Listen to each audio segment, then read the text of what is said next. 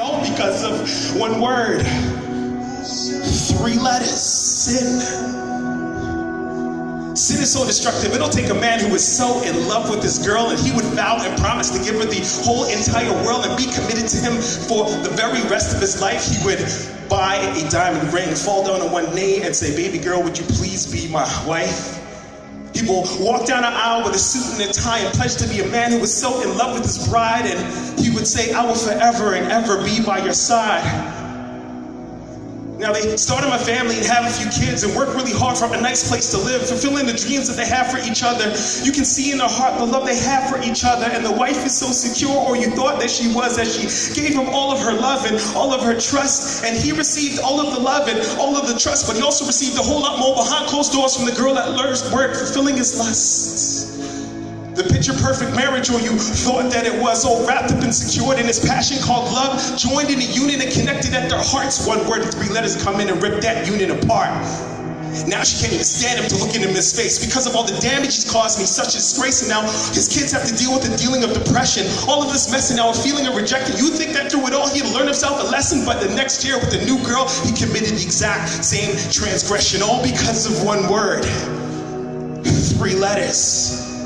Sin will take somebody who's walking around life and they got a smile on their face, so you think everything's nice, yet deep down inside they're battling with a type of depression, want to fight back life with rage and aggression, passionately driven by emotions and feelings, and sick inside that they can't get to the healing, so they decide to grab a razor or a knife and cut and slice and take their own life, all because of one word. 3 letters. Sin, which is the only explanation. Now somebody can walk around with a spiritual title and have a robe and rosary and have the nerve to quote scriptures from a holy Bible, yet still do such disgusting things to an innocent little child. One word, 3 letters. Sin. 1 sin, 2 sin, 3 sin, 4 plus 5 times 60 times 700 more calculates to 630,000 different offenses. And I'm gonna keep it real, that's probably my violation count since January the 11th. If I think of all my thoughts, my actions, my motives, and my intention, plus that long list of stuff that I am too ashamed to mention, this thing is so disgusting. It's not even coming after you. It's affecting your kin. It'll make you pay, your son, your daughter, and your great-grandchildren for every bad decision that you decide to make. It's more devastating than cancer. It's worse than the plague. It's more disastrous than any nuclear weapon man's hands can make. Yet you show up to church every single week and you think that this is just a game. It's funny how we learn from our lessons and ensure our possessions and always got a backup plan. Like, we got our valuables locked away in a nice secure place, guarded by a combination safe, and you will never find it because it's hidden away. We got locks on our doors so our home stays secure. And if somebody breaks in to steal our stuff, it's okay. We have insurance. Our cars got alarms. We check them twice when we park. We even got automatic lights that turn on as motion sensors in the pathways in the dark. Even our mobile devices have protection plans, and we squirt sanitizers to cleanse and protect our hands. But when it comes to your life, where is your security found from this natural disaster? And you know that it's lurking around because this natural disaster is coming with the wrath, and its plan is to destroy everything within its path. You wake up in the morning and think to yourself that I'm fine, but it's the natural disaster that whispered that in your ear because you don't realize that it's controlling your mind. You see, there's no way out. You just can't win. We're stuck in this trap because we're all born in one word. 3 letters. Sin. Aren't you sick of the fight? Aren't you sick of struggling with your thoughts night after night, wondering when you're actually going to get yourself a break of the feeling of helplessness and being bound like a slave? Well, I did.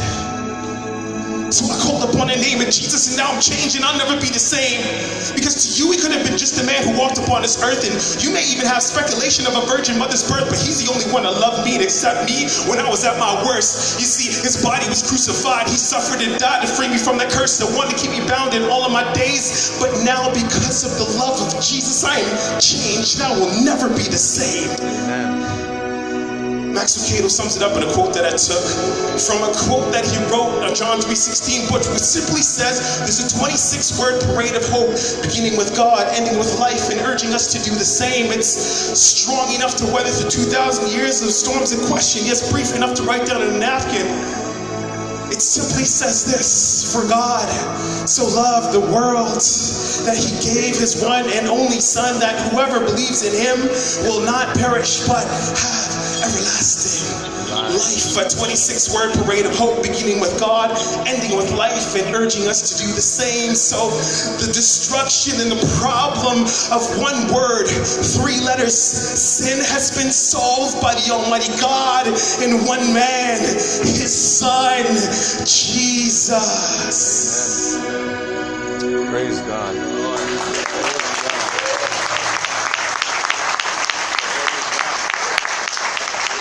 That serious. It is that serious, the fact that we were all born in sin. And if we look through the scripture and we grow up in church and we come together as men, we need to understand that there's an antidote to sin. A couple months ago, I had the opportunity to speak at an event for youth, and then I got to use an illustration, and I challenged them with this illustration, and I challenged my own congregation also with this illustration to simply say this: there is a very basic, fundamental, foundational understanding of the Christian walk. Yet unfortunately, many people who proclaim to be Christians, who proclaim to be saved, who attend church for years upon years,